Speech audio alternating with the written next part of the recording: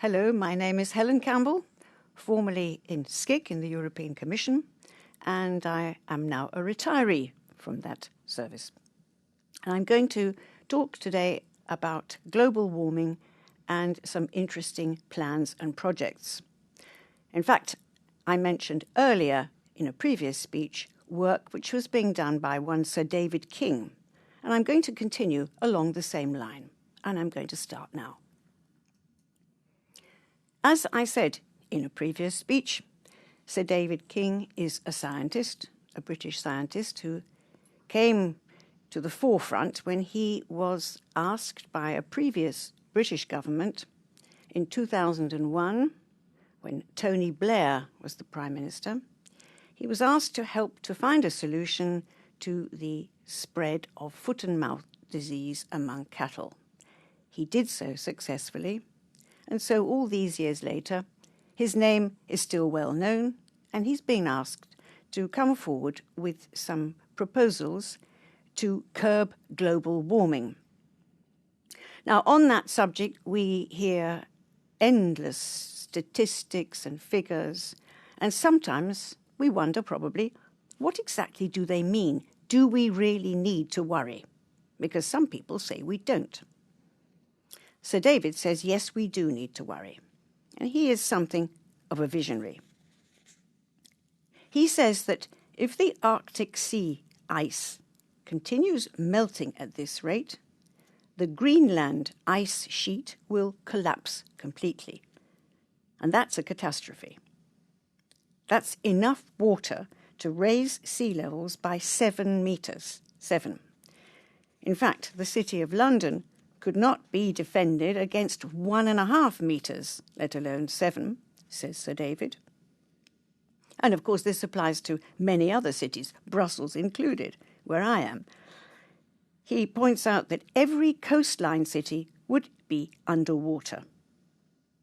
This isn't going to happen overnight either, but it's something that will gradually creep up on us over centuries. In fact, an interesting point, he says, is this. More than half of the Arctic Ocean is uncovered now in summer, and the ocean takes up 80 to 90% of sunlight, whereas ice soaks up 20%. So we have this phenomenon of Arctic heating up now, in fact, at 3 times the rate of the rest of the planet. So yes, it is worrying. Let's think about the possibility of this Greenland ice sheet melting too.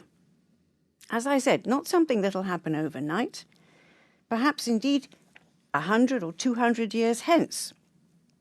By that time, many coastal cities will be flooded, but several of them will also be flooded way sooner than that, and perhaps in the next 40, 50 years. It's a process that once it starts, cannot be stopped. And so future generations will be seeing a steady, gradual submersion of cities. It will be a fact of life. Now, according to the Intergovernmental Panel on Climate Change, the IPCC, we need to reduce emissions to net zero by the year 2050. That's in order to stand a 50% chance of limiting warming to 1.5 degrees centigrade, which, as we all know, is the target of the Paris Agreement. Now, Sir David King is worried. He's worried because he says that the Paris Agreement was signed at a time of great optimism. Everyone thought, we're on the right track and we're getting there now.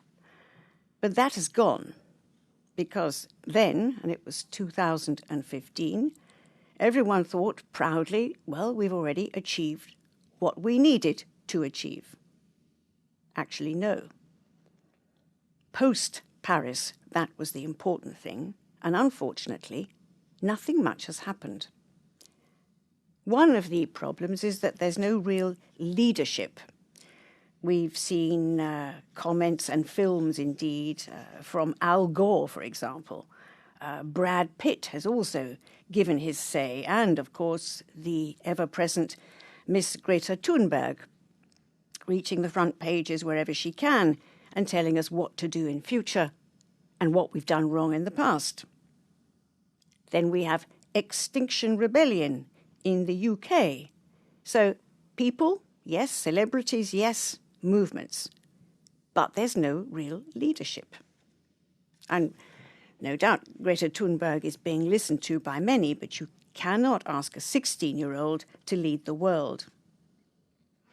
So what are we likely to expect or hope from Sir David King?